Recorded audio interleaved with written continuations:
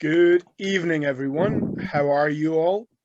Um, Welcome to webinar. Is it 88? Okay, webinar 88. I lose track every week, and I sometimes think we're still on 60, but 88. So welcome. Tonight we'll be talking about adultification. It will be amazing. But without further ado, everyone, Siobhan. You will know if you've been to lots of our webinars that we like to, in at least once a season, preferably more, cover something that's specifically an issue around anti-racism in social work, because it's so important, I think, that we really grab hold of that passion and do something about that need for us to promote anti-racist practice, really. So right from the start, since we did the very first webinar that we did on anti-racist practice, which was a panel-led webinar, and since then we've followed up with lots of different things, continuing the conversation. And as a team, when we were talking about it, and what we wanted to really explore more in terms of anti-racism this season was adultification. We were thinking, we don't know an awful lot about this. We need to know more about it. It's a topic that actually is really vital for social workers to understand, because we can get pulled into situations. And so we really felt like we really wanted to explore adultification. And as a team, we'll talk about, we want to do this, and then we think, well, who can we get to come and talk to us about this? And so we approached Shantel, and we're really fortunate that Shantel agreed to come, even though you're actually in a hotel at the moment, aren't you? You've been traveling. Literally just arrived. So it's so good of you to do the session for us when we know it's not an ideal night for you and things, but we are all really looking forward to learning tonight. Tonight is one of those sessions where I can sit back with my notepad and I can really learn, and I can really think about my own CPD.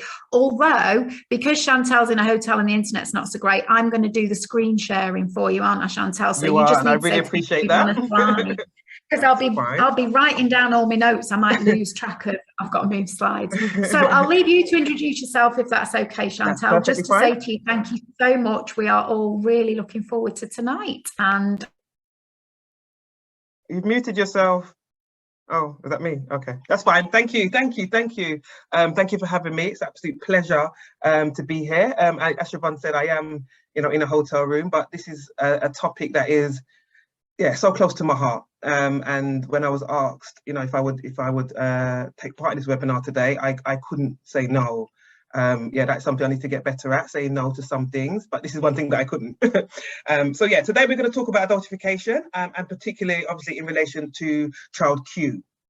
Because I think that is, or has been, quite a dominant case in the media, and it's really kind of brought to light, brought home, brought to the forefront this concept, this term, and I will kind of help you guys unpack that as much as we can, in the time that we have, as well, and give you a lot of resources around that as well.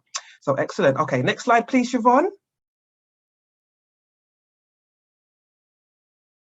Thank you. Today's session is going to be, as I said, around adultification, and I'm going to look at it obviously from a social work aspect. The next obviously slide kind of introduces me, and I'll kind of go into that a bit more. But I want to look at, really understand what adultification is, and why is it important, and how do we safeguard Black children and young people who may be experiencing it, because this is the group, this is the community, these are the people that predominantly, well, actually probably, almost exclusively are affected by this term. This term adultification, what is it? What does it mean? Next slide, please.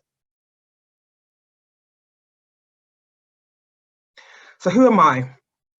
And I thought it was useful just to introduce myself, as Siobhan said. I think if we're going to talk about a topic like this, it's important that I position myself and help you guys understand who I am and why, I feel this is an important term to really kind of get hold of, really. So I work for BASW. Well, part of my role, one role I do is for BASW as the anti-racism lead. And I work alongside Wayne Reed, who obviously has stepped back from that role, but he has been really instrumental in promoting anti-racism. I'm sure you've heard about the book, Outlanders, that, has been co-edited with Siobhan. A really powerful book, and if you haven't read it, please do. I also work at the Tavistock and Portman, so I'm a lecturer and a course lead there, and I lead the pre-qualified master's program. And I'm starting to begin the work around decolonising the curriculum and looking at bringing diverse voices into that space as well. I've also written a chapter and contributing my knowledge to some publications as well. When the Child Q, the report was first published, I also did some statements through BASW, through our media team. I'm also in the process of writing kind of much more of an academic article. Just haven't got the time to finish it at the moment, but I will get that out really soon as well. Also a researcher, so I've begun my PhD at University of Sussex, and I'm looking specifically at anti-racist leadership and how we can embed that term and that concept into, as I said, the heart of social work. Because initially, when I started the anti-racism role, I was looking at, students, CPD, and how we embed anti-racism into, the core values of social work. And then I felt that, yes, we can focus on practitioners. Yes, we can focus on students and ASYEs, but until the leadership changes, until something happens at the top, we're going to be kind of just pushing against closed doors, so to speak. So two-pronged approach, with my magic HE hat on, I can work directly with the students, but also looking at building a relationship with senior managers and finding out about that. Excuse me. I also developed a course, and I, co-developed a course with a colleague from the Tavistock, and it's called Becoming an Anti-Racist Practitioner. When people see me, they just see race and racism and just run. I'm sorry, guys. That's not all I do, but it is, I'm heavily focused around that. It's passionate, and I think as we came in today and we spoke about the Rwanda plane being grabbed, I didn't even realise. The last I heard was that that plane had taken off, was about to, so I was so pleased, and that is the biggest win of the week. I'm involved, I'm out there on the streets with placards, screaming and shouting, because it's something so personal to me on all different levels. So that's me in a nutshell. And as I said, I'm here to talk about adultification and what that term means, and how we as social workers, trainee social workers, practitioners, managers, whoever we have on the call, what we can do from our perspective. It's not a police problem. It's not a school problem, because that's kind of how it's been pushed or promoted. It's everybody's problem, just like safeguarding is. Adultification is a safeguarding, partly a safeguarding issue as well. Okay, so thank you. Next slide, please, Siobhan.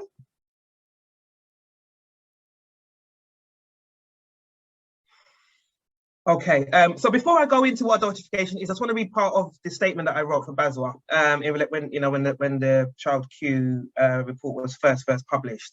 So, as a Black woman, a mother, daughter, social worker, and educator, I was horrified but sadly not surprised by the abuse suffered by Child Q at the hands of the adults who were there tasked to keep her safe. This 15-year-old Black teenager was strip searched by the Metropolitan Police while she was on school premises, and she was also menstruating at the time. Racism and sexism had a detrimental effect on my identity, as it would have done for Child Q, and these diseases are inherent in every level of our social system. We saw this being played out in the decisions made by the police officers and teachers to allow the strip search. What is social workers' role in that? Misogynoir, it's an American term, but basically it's misogyny directed at Black women and girls, when race and gender play a role in the bias, discrimination, and in the abuse of that child. Adultification is also a key factor in which Black children are perceived as older than they are, and as a result are not afforded the protections and safeguards they would if they were white children or young people. But this is not about one child in one school in East London. This is an urgent call, and there is a need, for attention to be paid to issues of structural, institutional, and systemic racism. As I was saying, it's not just about, the social workers on the ground who are doing the work. It is about looking at the system and looking at the structures, because that has enabled this to happen, as it does with many of the issues that that we see going on now. We need to pay attention to the structural, institutional biases in the system. And also the social work sector is no exception. So what is adultification?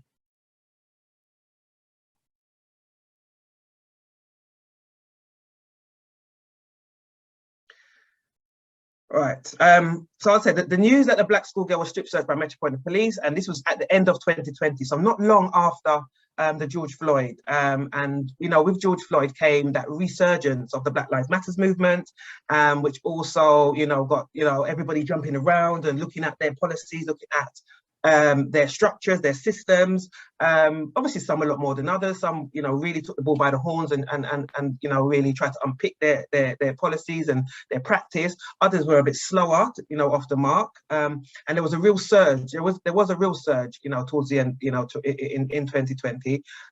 Some would say it's died down, and I think it is patchy in areas, but at the end of the day, we all have to do what we can from where we are. And I am of the view that we can't stop. It is something that we need to continue to educate ourselves about, and we need to continue to be in the spaces in order to really understand what we're talking about when we talk about racism, adultification as well. So the traumatic search, as I mentioned, took place on school premises, and without an adult present or even notified. According to the local child safeguarding report, racism was likely to be an influencing factor in that decision. And I remember having to read, because it's the work that I do, and it's important that I'm kind of informed about it. And I remember, first picking up the report and reading the first page and having to put it down. I couldn't read it. It was that distressing. It was that heartbreaking. And to think that there were so many missed opportunities where somebody could have stopped, somebody could have said, this isn't right. How could you not know? And I would really urge people, if you haven't read it, or read the summary at least, really try to understand, what we're talking about here, and how at all different levels, somebody could have stopped and they didn't. Why? Well, I'll go on to tell you why. So while I was, as I said, heartbroken, and it was very difficult to read, and I had to protect myself by taking regular breaks, I was not surprised that this incident took place, because this is part of a wider pattern that Black children in the UK are being treated differently, and it is very vile and obviously dehumanising. So after the report was published, there was a lot of demonstrations, and I'm sure you saw that on the TV. Parents, there were academics, there were anti-racist activists, MPs were out there, really trying to hold people to account, really displaying their anger, their frustration, their shock at what happened to Child Q. And this was a blatant example, such a classic example of what we call adultification, when a child is perceived to be older than they are, and because of such, they are not given the care and protection that is generally afforded to minors. She was 15 years old. Children are children until they're 18. She was 15. It still blows my mind. I have children, I am a Black woman, as I mentioned. She was 15 years old. How could anybody think that was okay? Still blows my mind. But when it does, so viewing children that as more like adults leads to criminalization, it leads to harsher sentences, it leads to higher rates of punishment in school, and it leads to, critically, it leads to a lack of safeguarding. All these things have been widely reported, amongst Black children and young people across the UK. So we can look at prison, with sentencing, we can look at youth justice, because this doesn't only affect girls. Adultification affects boys, and I will just touch on that a little bit more, because obviously I wanted to kind of focus on Child Q, but we'll see how the time goes. It's already 20:07. Oh my goodness. There was a study done in 2017. It's an American study, but it's still quite useful. It's called Girlhood Interrupted: The Erasure of Black girls' childhood carried out by some researchers, Epstein, Blake and Gonzalez, and they found that from the age of 5, Black girls were viewed to be more like adults throughout all stages of their childhood. So we're talking about, so 4 and 5, they're just about starting school. And obviously we're comparing them to to their white peers. This increased by the age of 10 to 14, and that they were perceived to be more mature, more sexually aware, and less innocent. 10 to 14-year-olds, it starts at the age of 5. Like, just try to conceptualize that in your mind. How is that acceptable? Yeah, it doesn't matter how much times I do this or talk about this. It still makes no sense to me, none whatsoever. There was also some studies, and also I'll give Siobhan the references for this. It's not actually on the slides, but I can give the references for you guys to look this up as well. So the 2017 study was backed by a 2009 paper done at University of Huddersfield by Jones and Trotman.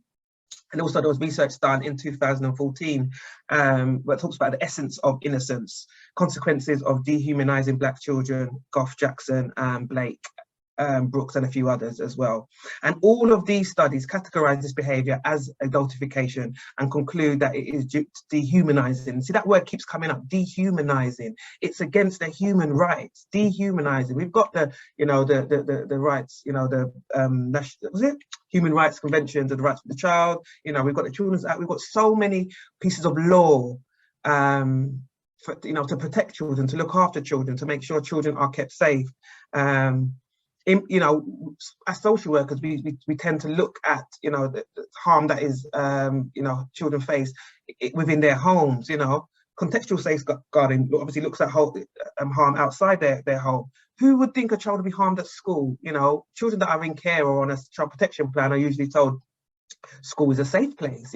That's what, if you ever feel like you want to talk about anything, or you want to share, go to school. School is that safe place. This was definitely not a safe place for child Q and many other children. I know we're talking about child Q now, but yeah, there's been reports since this that there are other children in this situation that and as I said, across the board, this is a problem.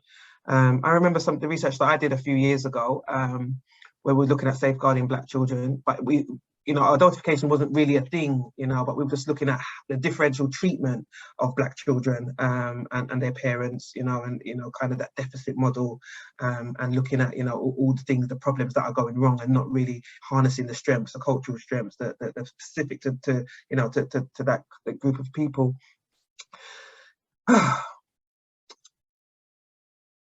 Racism is at the heart of all these attitudes and behaviours, as adultification stems from those archaic stereotypes about Black people that go back to generations. This damaging impact and this form of racism cannot be overstated. So it's important that we understand that adultification is racism. Like, we're not going to dress it up in any way. Adultification is racism. Next slide, please, Siobhan. I wonder if you guys have come across a lady called Jeanine Davis. She is a researcher. I think she works at Kingston University or Greenwich. I'm not sure. I think it's Kingston actually. University. She's been on the TV. She's done a lot of work. I think she did a PhD around safeguarding young children. But she speaks a lot about adultification, and she's also director of a project called Listening Up. And the tagline for that is amplifying lesser heard voices in child safeguarding. So she's really big. So again, she's another key component in this movement. And as I said, she's really studied what this means in the UK. And what she says is, we believe that all voices matter, and that all voices should be heard. She says it can impact all children in different ways in terms of the language you use, calling children streetwise, for example. However, there is something specific and unique which happens to Black children, and this is what we're talking about. So, yes, adultification can happen in other, in other groups, in other ethnic minorities, or I mean other children. But what we're seeing, and what the research is telling us, and what the research is showing us, is that it seems again to be an issue specific to the Black community. Black children are not seen as or perceived as being deserving. What is that about? And as I mentioned, Jeanine's PhD was focused around safeguarding Black children, and she says that this can also impact. So when we have those views and those stereotypes about, you know, children being older and not, you know, not affording them those safeguards, it will then influence how we then protect. It will then influence how we then assess and how we recommend our services, and, you know, the way we approach children, you know, whether they're in care, whether they are on a child protection plan, child in need, whatever part of the service they enter, it will affect our, you know, our mindset. It will affect the way we practice, and this potentially will put the children at further risk if we're not affording them those protections and safeguards. So I want you guys to think about that. You know, whatever stage you're at in your career, you know, is it something you thought about? If you're just starting out, you know, how can you ensure that you don't come in, you know, to the profession with these preconceived ideas? What work can you be doing on your, you know, around, you know, anti-racist practice, and helping you to unpick a lot of those stereotypes? You know, not everything you see on TV is true. You know, not everything you read in particular magazines are true. You know, have conversations, read books, you know, really try to upskill yourself around, you know, those kind of internal, excuse me, so I'm not going to answer it. Yeah, really upskill yourself around how you can understand your position, you know, and what you bring to the profession as well. So I said, yeah, so Black children are not receiving the safeguarding responses they need, potentially putting them at further risk. It also sends a clear message to Black children and young people that they're not worthy, they're not valued. And who we perceive as worthy of support and who we don't, you know. So we're already, you know, infiltrating their mindset about their own self-worth. And, you know, we know anybody that works with young people, it's really, you know, that kind of age, 10 to 14 is the age where children are starting to come into their own, starting to really understand who they are, where they're from, you know, and, you know, really try to enhance, you know, a kind of positive sense of self. So if those that are supposed to protect them, or those that, you know, those adults around them are not affording them those protections, what print does that leave on their psyche? How does that then help them to navigate the world that they then need to go out to? So not being perceived as a child and not being afforded those safeguards would also impact potentially on how, as I said, how young people view themselves, and this is obviously going to impact them in a detrimental way. This kind of behaviour normalises harm and feeds into the narrative that Black children, or Black people in general, can withstand any form of abuse. You know, that we're strong, we're resilient, we can withstand things. You know, and that's not true. You know, Black children need to be afforded the protection just like anybody else. How? Yeah, it still blows my mind. It still blows my mind. So anyway, Jeanine did her own study in 2019 as part of her research, and she was looking at predominantly Black girls who had been sexually abused. Because as I said, you know, there's this notion that you know, 10 to 14-year-olds predominantly are very hypersexual, and, you know, they're kind of described in that term as well. And I think if anybody's worked with, you know, children that have been you know, CSE, child sexual exploitation, and you remember the Rotherham, that was obviously one of the biggest scandals, when the children were reporting. And these weren't even all Black children, but the children were reporting, you know, what was happening to them and what have you, and they were just seen as promiscuous, and yeah, and were not afforded those safeguards, and that probably was because they were in care. You know, so that's another vulnerability as well. So yeah, so they're seen, Black girls particularly were seen as hypersexual, and the stereotype through the thoughts of being strong, and ultimately lessen the support and protection that they received as well. But this is just a small window into the overall picture. Adultification, as I mentioned earlier, doesn't only affect girls. There are studies that show that these attitudes are also held towards boys, black boys and mixed race boys in the youth justice system. And obviously, well, I'm not going to go into that. It's just important that I mention, you know, that. There was a 2021 report. If practitioners in the youth justice system attribute inappropriate maturity to a child, then it's their difficulties with the anxieties about engaging with services, which are not usually given to their age, are more likely to be disrupted than children. So basically what I'm saying here is that if these young boys are perceived as older, you know, they're not going to be, you know, given, you know, the warnings or the cautions, because they're seen as being able to make those decisions, and, you know, they're hardened criminals even when they're younger, because they're deemed as not worthy, you know, not worthy of again of being afforded those safeguards. So although there are intersecting factors that can leave any child at risk of adultification, as I mentioned, there's an inextricable link to racism, which means that this phenomena inevitably impacts Black children much, much more, disproportionately more. The two things that interrelate and overlap, as I mentioned, racism is the basis and the foundation of adultification. We have to acknowledge that the preconditions, as I said, the foundation and the deepest roots of adultification is in racism. And these various stereotypes, tropes, and historical narratives about Black people, which continue to permeate our society. It's those mindsets. It's that notion that, you know, white is right and anything else deviates from that. This impacts the way we view Black children more often than not, and not viewing them as children at all. It decreases the level of vulnerability, that innate vulnerability that all children have, and instead increases their culpability and responsibility, which impacts on their rights. So just by, you know, not viewing them as children, just by not seeing the innocence, you know, in the Black children,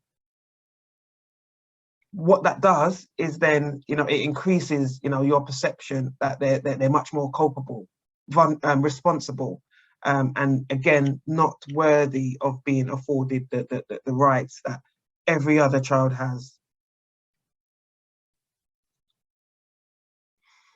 There's a lady called Roxy Ligan who directs, she has a charity called Kids of Colour, and she also works on a project called No Police in Schools campaign. And she says adultification of Black children is a key, you know, it's key to racism functioning in society. So one plays off against the other. The racist gendered violence that was inflicted on Child Q and many other children policed in their schools would not be possible without the eradication of Black children's child status. So if we get back to, you know, seeing all children as children, seeing all children as vulnerable, seeing all children as worthy of being protected, you know, that's the baseline. It would naturally follow that this wouldn't have happened, you know. She would have naturally been afforded, or all the children would naturally been able to, you know, live their life, go about their way. You know, I don't understand why this is, yeah. Sometimes I can't find words, honestly. It just blows my mind. It really does. As a society, we generally label children innocent. So to harm children, the public must deem it acceptable. Yeah, so as a society, we generally label children as innocent, as I mentioned. You know, oh, you know, look at them playing, you know, with that dolly. Look at that child doing that. You know, so in order to feel that it's okay to, you know, inflict such harm, you know, we have to flip that. A switch has to be, you know, turned in the minds, and that requires the removal of that innocence, that status of being innocent.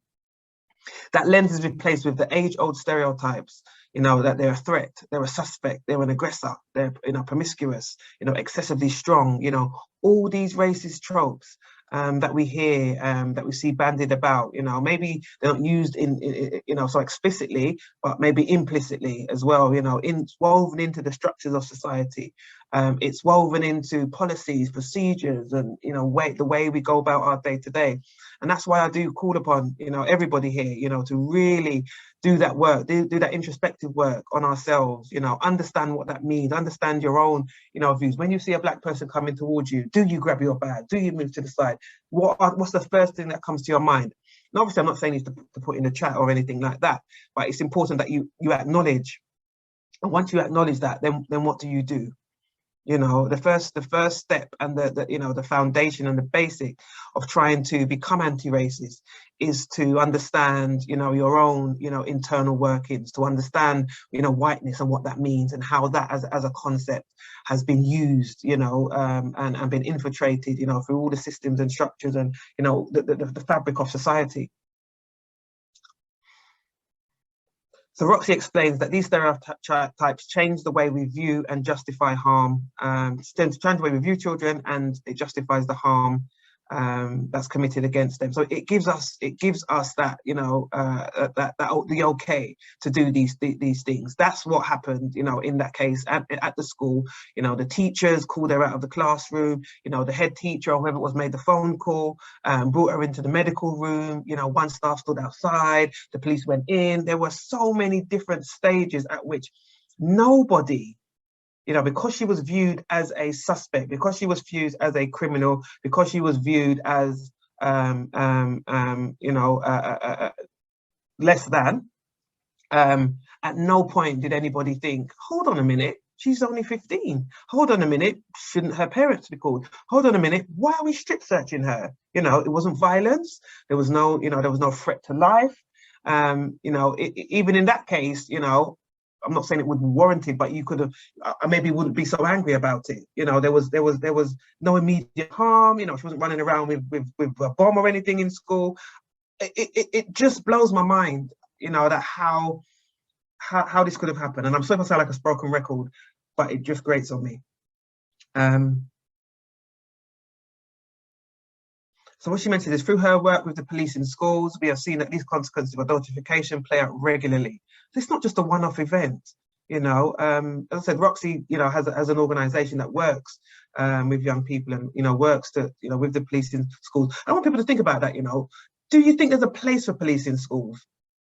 We don't have social workers in school. Some schools have social workers, but not as many. More schools, particularly in London, have police in schools. And the argument is, you know, they provide a pastoral role. No, they don't. No, they don't. Police role is to serve and protect. Their view is about criminal crime, solving crime, protecting the public. What are we saying about our schools that we have police, you know, in our schools? I'm not saying that there's not crime happening, and, you know, there may be a need to call police, but we're more, as a society, we're quicker to place a police officer, say a schools officer, in a school than we are to have social workers in there. Children interviewed by police in school without parents, young girls called sluts, you know, and slags, you know, and this is what Roxy reports. An officer in assembly says girls cannot wear short skirts, as it would be their fault if a man looks under their skirts. Teachers not even allowing Black children to be children, suggesting they shouldn't spend time in groups at breaks because they look like they're in a gang or they're from the ghetto. And these are things that I've heard, you know, when I was a child growing up, actually, you know, and I'm not as young as I look. Honestly, I'm too old than I care to admit to. But yeah, why is it if children, you know, a group of Black children together, there must be a gang, you know? What does that speak to?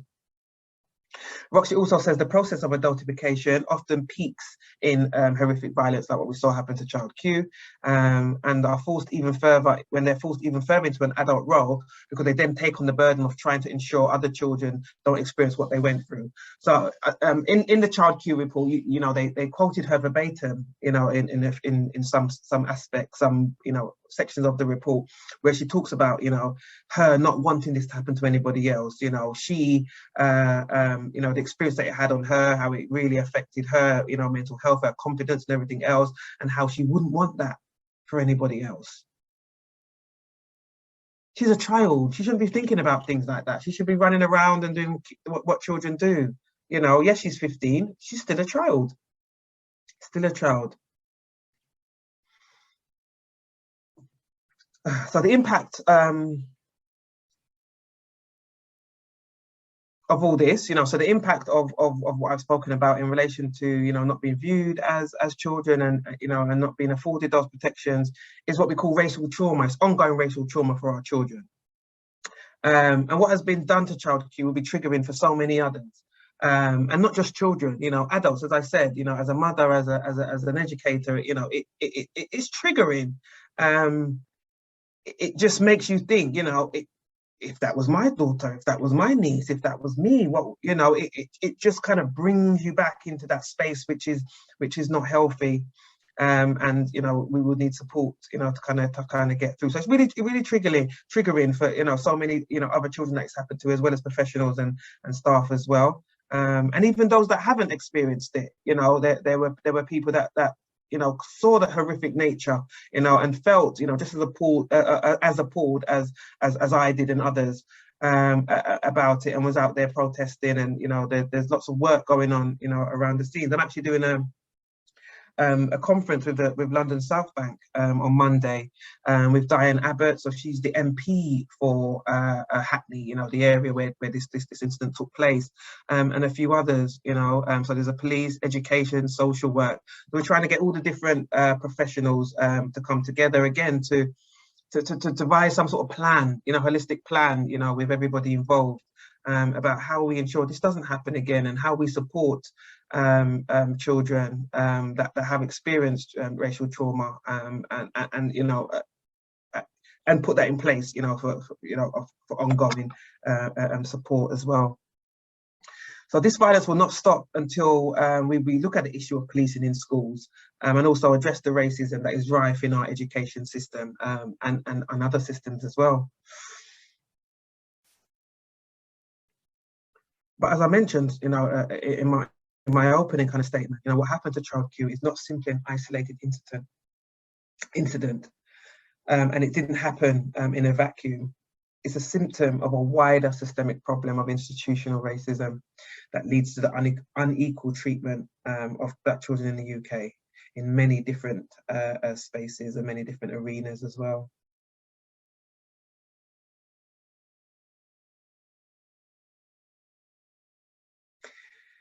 Black women and children perceive themselves as continually having to navigate complex spaces, because ultimately there are no safe spaces. Well, that's how it feels. There are none. This is because the spaces where they are, you know, where they should be protected and should be supported, are actually the spaces that is enforcing the harm. And we can see that clearly with what happened to Child Q. So I just need to pause. You're doing amazing. Thank you. Thank you. Just to back you up, that you are doing fantastic. Excellent.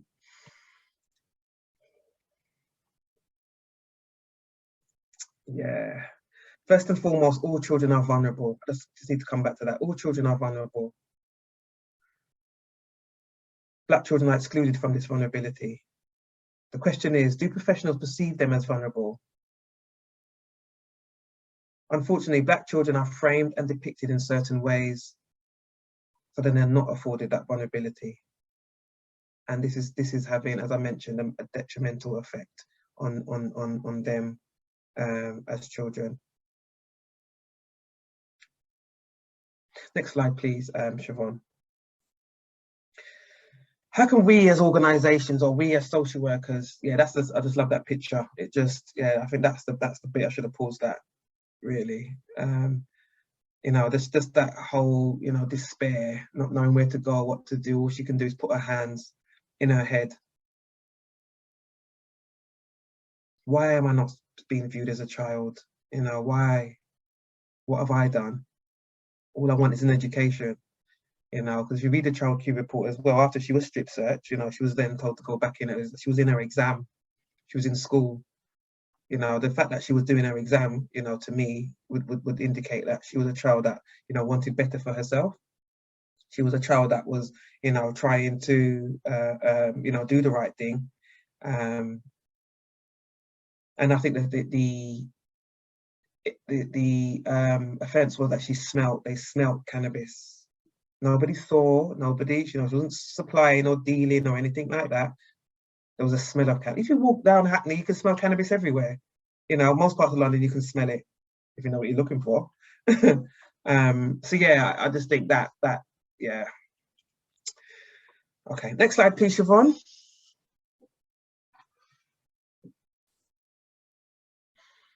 So why is adultification important to social work? I have touched on it a bit, and what can we do? I think it's important that we begin to understand, you know, and I did try to mention it, you know, sprinkle that in, you know, throughout, you know, the earlier sections. But what we can do, I'll talk about organisations first. You know, at first, the first thing we must do is we have to acknowledge that racism exists. It's a thing. It's there. It's ever present. I was talking earlier with the team behind the scenes that, you know, we had that report out, didn't we? You know, that said there was no such thing as institutional racism. If that's the government's basis, yeah, this one was talking about the Rwanda flight and everything else.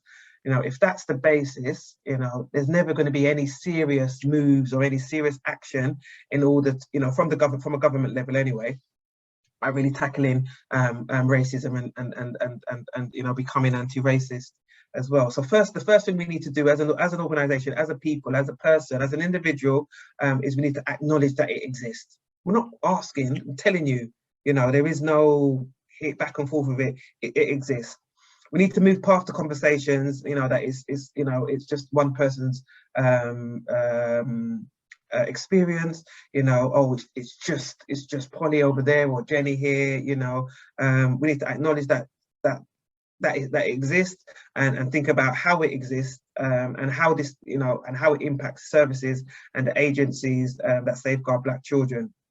If we can acknowledge that it exists within our society, then we must acknowledge that it will exist within our working environments, and that we as individuals, you know, hold biases, not just unconscious biases. We hold biases that we know about as well. So these biases exist within our wider systems, frameworks, structures, theories, and, you know, and the theories that underpin our work. So in everything, and I mentioned that before, in every single aspect, facet, nook and cranny, you know, it's there.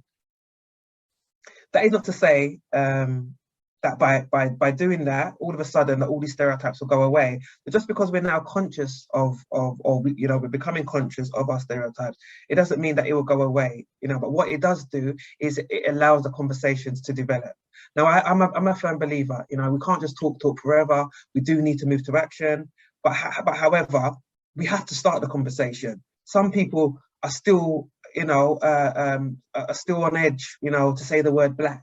Some people don't want to talk about race. You know, sometimes if you mention race to a white person, they begin to cry, and then the attention then focuses, you know, on them. And it then what it does do is put that shutter down for that work to be done in order to start to unpick those stereotypes and unpick, you know, the way we have been socialized to believe a particular way, the way, you know, people with white skin are advantaged just by, you know, the color of their skin, and, you know, somebody with Black skin is disadvantaged for no apparent reason. So once we acknowledge these biases, it starts the process of having that conversation. And what I'd urge people to do is to be courageous, you know, and to lean into that discomfort. I always talk about the lactic acid effect. You know, when Usain Bolt's, you know, running, you know, for his 100 meters, you know, and he's, you know, he gets to his, you know, the 50 yards, and you know, the legs, the lactic acid starts to build up and it starts to get tense. You know, imagine if he stops. Imagine if he stopped at that moment and didn't persist and push through that. He wouldn't get across the line in 9 point whatever seconds he does that. He wouldn't be able to win those gold medals.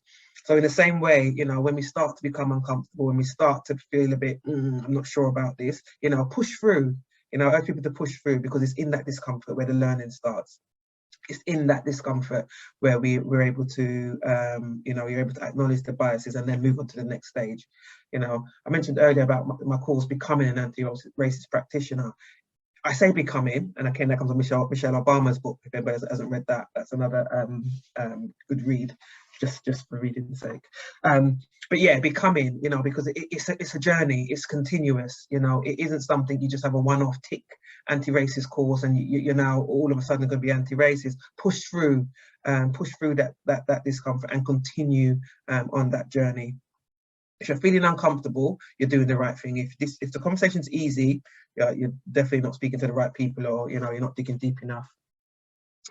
Leadership as well is really, really important. Leadership plays a very important role, because what's happening at the top and the narrative that's pushed down from the top, whether you're in an institution, higher education, whether you're in a local authority, a private sector agency, wherever you are, what's the leadership saying? What are the policies? Is there an anti-racist policy? I would urge you to ask, actually.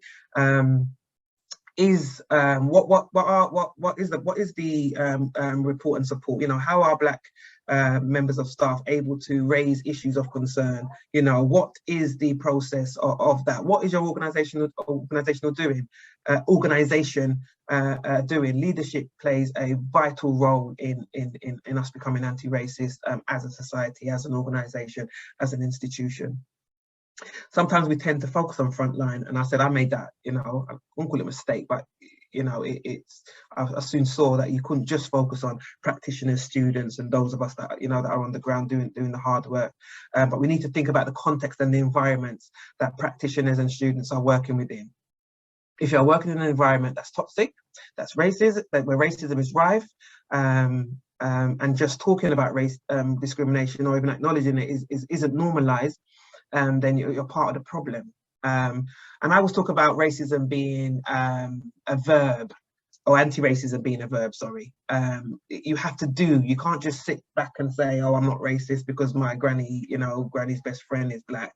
What are you actively doing? Do you stand up? Do you champion? If you see something happening, that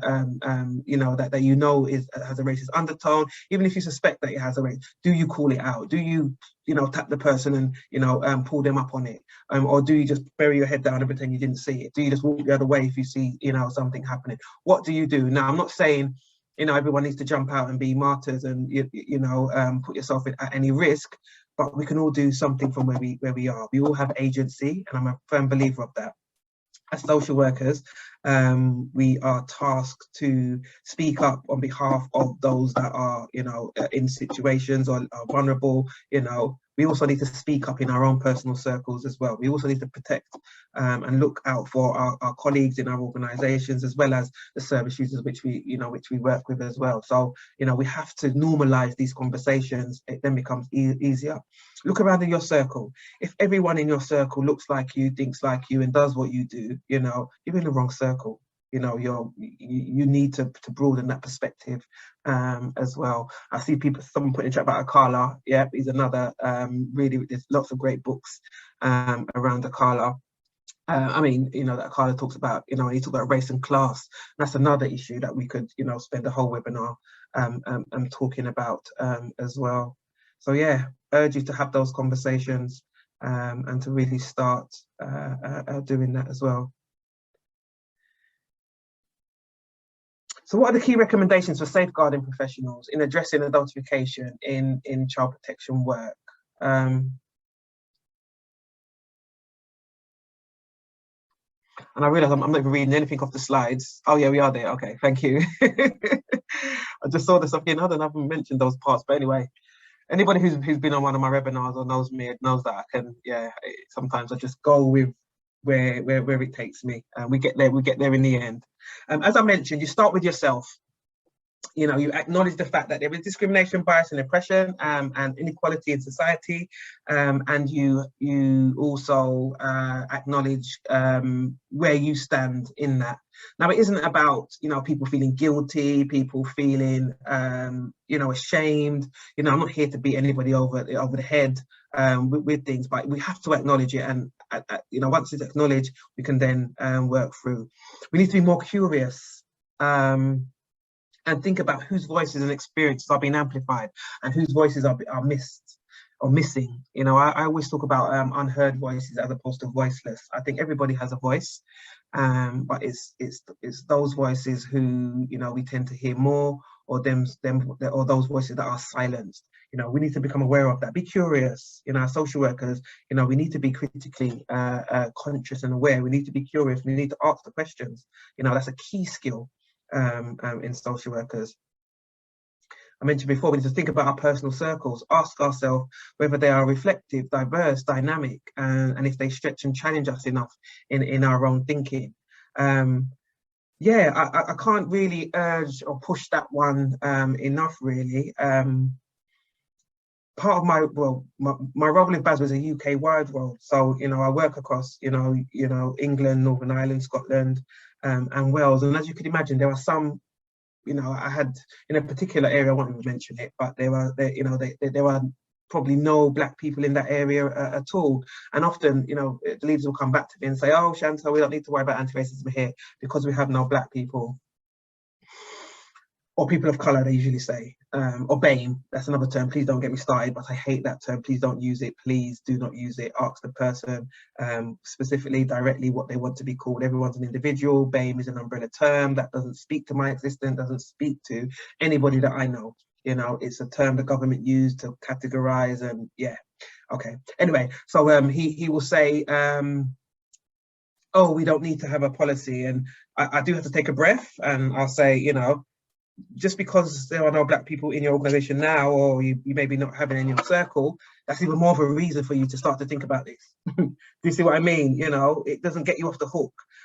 We've started to challenge yourself and understanding your own inherent privileges, and how that then informs the policies that you make, and then how that then informs the services that you deliver and everything else that goes on around anti-discriminatory practice. You know, so I often, you know, find that quite, I shouldn't say funny because it's not funny, but, you know, in a way you have to find some humor in this work, otherwise you will go absolutely nuts. But yeah, it's something that I've heard quite often, and that is usually the argument that I use. I always recommend Siobhan and Wayne's book, as well as there's another book, Anti-Racist Practitioner, for people to start to read the reflective questions. If you want to, you know, if you want to get perspectives of, you know, of people that are not white, you know, read the book. You know, just read that. Don't always come to me or go to other Black colleagues and expect you know, us to share our stories, because it is traumatizing. It is re-traumatizing, and then what? You're sucking the life out of us, and then where do we go? What happens after that as well? All right. So ask yourselves, what resources are you accessing? You know, and I've seen a lot of resources going in the chat. So please, you know, anybody who wants to start the journey or continue their journey, because as I said, it is a continuous journey. Ask ourselves what resources we are accessing, what are our personal commitments as well. At the end of our course, you know, the Anti-Racism Practitioner course, we ask people to do like a personal pledge about what they're going to do, you know, what they're going to take into their practice, and how they're going to start building anti-racist thinking into everything that they do. So this could be through resources, reading, accessing spaces. Sometimes it goes back to basics. If we don't understand anything, we have a duty to understand it. Go and learn about it. You know, some of us still struggle to acknowledge the existence of racism. The adultification of Black children is rooted in racism, and we must acknowledge this and the impact on racism. So yeah, and I know I've said it a million times, but I just think it's really important that we understand that adultification, aka racism, you know, it's one in the same term. So all what we do around anti-racism will also influence and impact, you know, how we understand our young children as well. But yes, definitely Outlanders. I should get some royalties from that, Siobhan. What do you think? Right, we must be committed to EDI. So equality, diversity, and inclusion in general. You know, we need to look at it. You know, and obviously we're talking about race here, but you know, intersectionality also plays a part. You know, I mentioned, you know, females. disabilities. There's so many other factors that can be, that are involved in racism. So I always say we need to look at the person in front of you. What unique inherent characteristics do they bring to the table, and how does that help them navigate the world, and how does that influence your view of them, and how, and impact the way that you work with them. So yeah, you must be committed to EDI, and not just as a HR activity or something that we do in a corporate role. We must acknowledge that the work is paramount to the work that we do to safeguarding people. Black girls and boys deserve to be protected too. Okay, so Siobhan, what time do we finish? Is it 8:30? Do I need to stop for questions? How does it work? I've got a few more points to make. I'm just conscious that I'm seeing questions. Go on. We normally finish about 10 past, something like that, Shantel. So you've got about 5-10 minutes left, okay. Not long left. All right, sorry. All right, okay, cool. That's fine. That's fine. So yeah, so just to conclude, really, as I mentioned, refrain from using the term BAME. Be interested in understanding how the person in front of you defines their culture, their identity, and their representation. BAME is a categorization that is used for data collection, which does not always translate into real life experiences.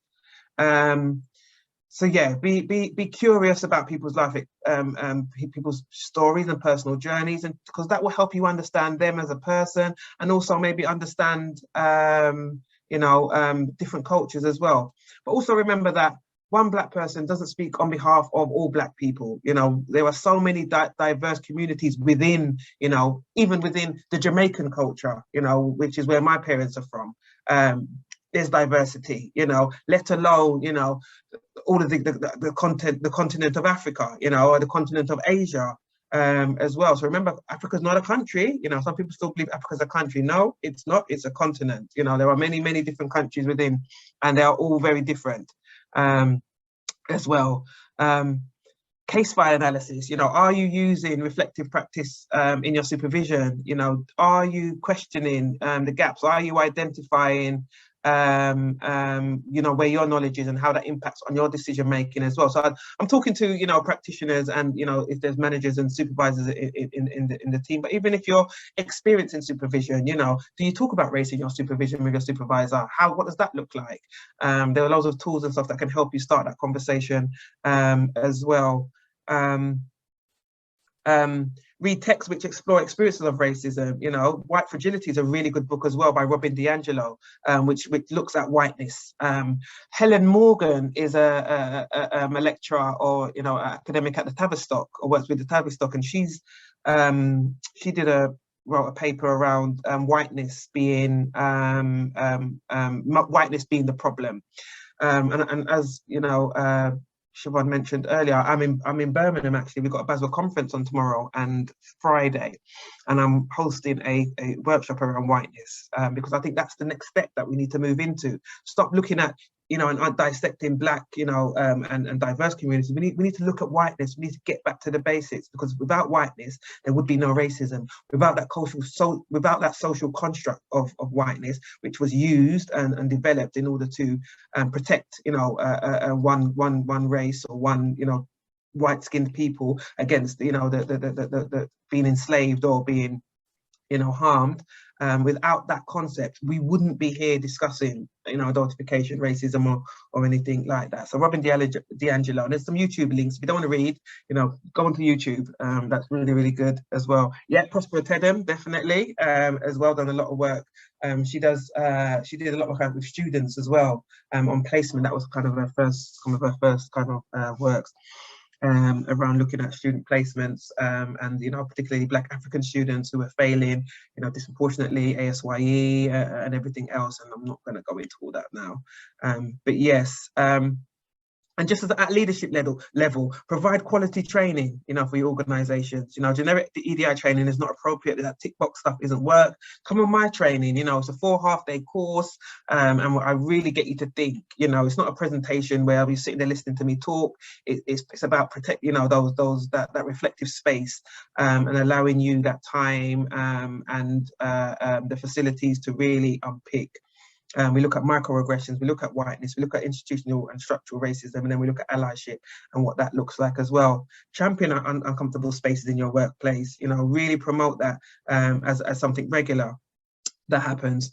Establish critical friends to review and support your provisions that you do. A really good skill or an activity that you could do is mentoring. You know, we call it mentoring for inclusion as well, where, you know, a Black person maybe mentors a white, you know, senior leader. And helps them to kind of understand that a bit more. But again, that can be quite labor intensive, and, you know, it needs to be managed really, really well as well. And our policy leads and senior managers and trustees, diverse representative of the communities that they serve, do they need training and support to ensure that all that they do and they're not complicit in further marginalising and lessening voices that are not heard, you know. So yeah, it's important that we look at, you know, the personal, the cultural, and the structural levels of how adultification plays out, and what we can do as professionals, as students, as practitioners, to you know, really understand and unpick and make sense of what that means as well. I'll breathe there and just say thank you for listening. I'm happy to answer questions. I hope you managed to, you know, get through and listen. You know, managed to take something away from what I've said today. As I said, I will provide Siobhan with the slides and the references as well for people to go forward. I've also got my Twitter handle and email if anybody does want to contact me as well. But thank you very much for listening. Really, really appreciate your time this afternoon. Siobhan. Thank you so much, Shantel. That was really, I don't want to say great, because it was actually very disturbing for everybody, you know, and it should be. And I think that analogy that you used about things being pushing through the pain, pushing through the discomfort, you know, I think that was a brilliant analogy. And actually some people in the chat talked about what a good analogy that it was. If you can send us those links, and maybe links to the course, how people could book onto the course, because people are asking that as well, that would be helpful, because Di and Kultuma at the weekend send out a follow-up email to people who were here that will any resources, we call it the resources email, so they pick up things that people talk about in the chat and things and send them excellent. So, I was going to say the chat was popping and I was trying to not to get distracted on it. I was like, oh gosh, let me just keep focused. I never like to look at the chat because it puts me off, so I never look at the chat when I'm presenting. But it was really, really good webinar. I think something I noticed, a couple of my own reflections, I put some of them in the chat, I know, but I was just thinking about, I don't know why, but trauma-informed practice is really popular at the moment, isn't it? Everybody talks about it. It's a buzzword, isn't it? Yeah. Theory, and it's like the buzzword. Yeah. But as I was sitting there and listening, I was thinking, I wonder whether, in a way, trauma-informed practice in some ways feels very white and middle class and sort of separated from all of this. And I was thinking about that, the trauma of racism, and actually how it is traumatic for you to think about this and explore this and talk about this, and I was just thinking about that and what I can do as a white worker in terms of thinking about that and really trying to, you know, I try a lot to think about how do we disrupt some of the curriculum and decolonize it and think about those what you described as hidden voices like that are in Outlanders and things. But that was something that really prompted my thinking tonight, and I'm going to go away and reflect a little bit more on that. But the other thing I noticed was, you said sorry a few times tonight, Shantel, and I want to say, you know, there is absolutely nothing to apologise for, and also that only is your passion shines through, and actually it's about celebrating that. We really should celebrate the work that you're doing. It's amazing, and you know what you were able to share with us. So thank you so much. I know it's really difficult to share the things that you've shared with us tonight, and I really do appreciate what you've given to us all, and prompting of our own thinking and bias. And you were saying, you know, as students, you need to think about this. And I was thinking, I've been qualified 32 years and I still need to explore my own bias. You know, it's 36 years since I started the social work training. And when we stop exploring that is when we get dangerous, isn't it? Because there were so many points, like 100%. The vulnerability, dangerousness things that, you know, risk assessment always looks at. That risk is basically looking at vulnerability or dangerousness. There you go. And it just made me think about where we're putting Black children in that. We're putting them, instead of in the vulnerability, we're putting them in the dangerousness. That's right. I think if people start to go back now, you know, back to their service or back to, you know, wherever they work and what have you, and just think about one thing that I said today. Once you see it, you can't unsee it. Do you see what I mean? It's easy to unsee. You know, I don't have the privilege of not thinking about race. As I walk out the door, I know it clouds me. I have to be prepared for how I navigate certain spaces. You know, it's something that I live with day to day. And I think it's important that we understand. You know, I still have the old lady move her handbag as she walks past me. You know, or I might cross over the road. You know, or I've got to look in the mirror before I go out. Do I wear my hair out today? Am I going to be, people going to stare at me depending on where I go? Do you see what I mean? I don't have the privilege of not thinking about it. So that's why I say you can't be non-racist. You have to be actively anti-racist if you're going to say, if you're going to use that term. You know, if you're on our team, you know, you have to be doing something about it, and that's the kind of angle that I come from. But I appreciate it, you know, your reflection, Siobhan. Really, really appreciate it. Yeah, I think it's and I think what you've given us is such a lot for us to take away and think about. And the imagery in your slides was just stunning. For me, I really like visuals and art, and I think the imagery was amazing. So, I can't do heavy texting on slide. Yeah, it's just the images for me. Thanks, Siobhan. Thank you very much for having me. Thank you. And just because, you know, people are saying they're worrying about you, they want to send you a virtual hug because you're in a hotel room, just so people know, we do also have a debrief session, don't we? That, you know, but people are sending you a virtual hug. It's fine, don't worry. And I received them. I'm receiving it. Thank you. No, thank you very much, everybody. I wish I could see some faces. Oh my goodness. But don't worry, I'm sure I'll meet a lot of you soon as well. And if you see me, come and say hi around, you know, at conferences or wherever. The social work world is very small, and I must say that. So it's always good to be polite and be pleasant, you know. And if you can see, big glasses, big smile, this is me. So come and say hello. All right, really, really glad to be here, and I'm glad to share this space with you all. All right, go out there and make the world a better place for our children, also for our, you know, for ourselves and for our practitioners as well. Thanks, Siobhan. Thank you. Thanks, Shantel. And the next couple of weeks that we've got before we finish off for the summer, next week we've got, we're looking at neurodiversity in social work. We've got a panel webinar, which I'm really looking forward to. We're going to explore some elements of neurodiversity and those hidden voices within social work as well. And then we'll be finishing off, as we always do, with an A to Z, this time an A to Z of social work education. So thank you very much for joining us tonight. Enjoy the rest of the lovely evening, if it is sunny still where you are, and good night, everybody. Thank you. Goodbye. Everybody, take care. See you later. Have a good one.